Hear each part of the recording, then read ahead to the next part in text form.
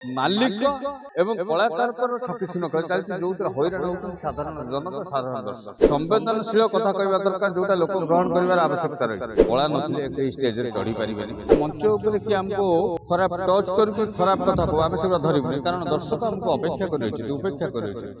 କିନ୍ତୁ ମଞ୍ଚ ତଳକୁ ଆସିଗଲା ପରେ ଯିଏ ଯଦି ଆମକୁ ଖରାପ ଟଚ୍ କଲା କି ଖରାପ କଥା କହିଲା ସେଇଟାକୁ ଆମେ ଧରିବୁ। ରାନୀ ପଣ୍ଡା ତାଙ୍କ ଭାଷାରେ କହିଲେ ଲୋକ ଯୋଉଟା ଗ୍ରହଣ କରିବେ ସେ କଥାଟାକୁ କହିବା ଦରକାର ଅଛି। ରାନୀ ପଣ୍ଡା ଏବେ ଯାତ୍ରାକୁ ଆସିଲେ, ଯାତ୍ରା ଏବେ ନୁହେଁ, ଯାତ୍ରା ବିଗତ ଦିନରୁ 50 ବର୍ଷ କି 100 ବର୍ଷ ତଳୁ ଯାତ୍ରା ଅଛି।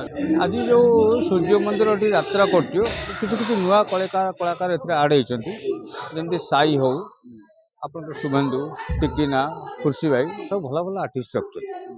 କିନ୍ତୁ ଆଜି ପ୍ରଥମ ଥର ପାଇଁ ଆମେ ଦେଖିବାକୁ ମିଳୁଛୁ ଲିରିକ୍ସ ଅଛନ୍ତି ପଞ୍ଚାନନ ନାୟକ, ଗୀତିକାର ଅଛନ୍ତି ପଞ୍ଚାନନ ନାୟକ, ଗୀତ ଦେଖୁଛୁ ସବୁ ପ୍ରକାର କାର୍ଯ୍ୟକ୍ରମଟା ଭଲ ଲାଗୁଛି। ଶୁଣନ୍ତୁ, ବର୍ତ୍ତମାନ ତ ବହୁତ ପ୍ରକାର ଯାତ୍ରା ଅନୁଷ୍ଠାନ, ଆଗ ଭଳି ଆଉ ଯାତ୍ରା ଅନୁଷ୍ଠାନ ନାହିଁ। ଆଜି ଏ ପାଟରେ ତ କାଲି ସେ ପାଟରେ ରହୁଛନ୍ତି।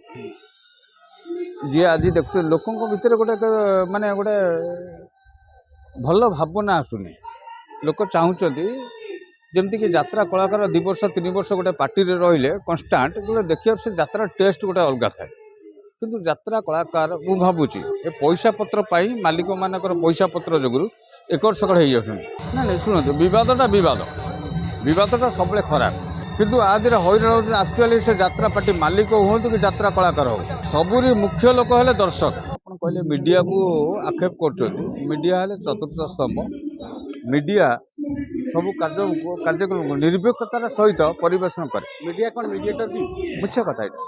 ମିଡ଼ିଆ ମିଡ଼ିଏଟର ନୁହେଁ, କିନ୍ତୁ କିଛି ମିଡ଼ିଆ ଗୋଟେ ୱାନ୍ ସାଇଡ୍ ଯେତେବେଳେ କରୁଛନ୍ତି, ସମ୍ବାଦ ପରିବେଷଣ କରୁଛନ୍ତି, ସେତେବେଳେ ଲୋକଙ୍କର ଗୋଟେ ମିଡ଼ିଆକୁ ମିଡ଼ିଏଟର ବୋଲି ଆକ୍ଷେପ କରୁଛନ୍ତି। ପ୍ରଶ୍ନ ଛକିଶୂନ କରନ୍ତୁ, ଏଠି ମିଡ଼ିଆର ବହୁତ କିଛି ଦୋଷ ନାହିଁ। ମିଡ଼ିଆ ଲୋକଲୋଚନକୁ ଆଣୁଛି, ବଡ଼ କଥା। ସମସ୍ତ ପ୍ରକାର କାର୍ଯ୍ୟକ୍ରମକୁ ମିଡ଼ିଆ ମାଧ୍ୟମରେ ଲୋକ ଦେଖିପାରୁଛି, ଲୋକ ଆଦୃତ ହେଇପାରୁଛି। କିନ୍ତୁ ଏଠି ମାଲିକ ଏବଂ କଳାକାରଙ୍କର ଛକି ଶୂନ ଚାଲିଛି ଯୋଉଥିରେ ହଇରାଣ ହେଉଛନ୍ତି ସାଧାରଣ ଜନତା ସାଧାରଣ ଦର୍ଶକ। ନାଇଁ ଶୁଣନ୍ତୁ, ରାନୀ ପଣ୍ଡା କ'ଣ କହିବେ? ରାନୀ ପଣ୍ଡା ତ ଆଗରୁ ଆକ୍ଟର ଥିଲେ, ବର୍ତ୍ତମାନ ମାଲିକ ହେଲେ, ପୁଣି ବି କହୁଛନ୍ତି ଆମେ ବନ୍ଦ କରିଦେବୁ, ପୁଣି ମାଲିକ ହେବୁ।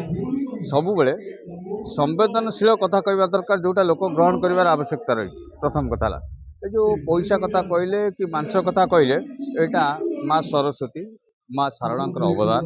କଳା ନଥିଲେ କେହି ଷ୍ଟେଜରେ ଚଢ଼ି ପାରିବେନି।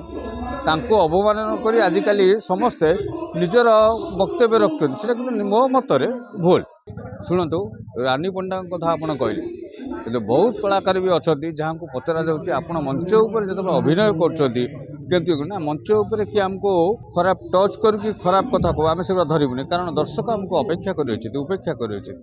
କିନ୍ତୁ ମଞ୍ଚ ତଳକୁ ଆସିଗଲା ପରେ ଯିଏ ଯଦି ଆମକୁ ଖରାପ ଟଚ୍ କଲା କି ଖରାପ କଥା କହିଲା ସେଇଟାକୁ ଆମେ ଧରିବୁ। ଏଇଟା ସମସ୍ତଙ୍କ ପାଇଁ ସମାନ ନୁହେଁ। ରାନୀ ପଣ୍ଡା ତାଙ୍କ ଭାଷାରେ କହିଲେ ଲୋକ ଯୋଉଟା ଗ୍ରହଣ କରିବେ ସେ କଥାଟାକୁ କହିବା ଦରକାର ଅଛି। ସତ କେମିତି ଆଜ୍ଞା? ଜଣେ କହିଥିଲେ କ'ଣ ସତ ହେଇଯିବ? ରାନୀ ପଣ୍ଡା ଏବେ ଯାତ୍ରାକୁ ଆସିଲେ, ଯାତ୍ରା ଏବେ ନୁହେଁ, ଯାତ୍ରା ବିଗତ ଦିନରୁ 50 ବର୍ଷ କି 100 ବର୍ଷ ତଳୁ ଯାତ୍ରା ଅଛି। ମୋତେ ଆସି 51 ବର୍ଷ ହେଲାଣି, ମୁଁ ଯାତ୍ରା ଦେଖୁଛି।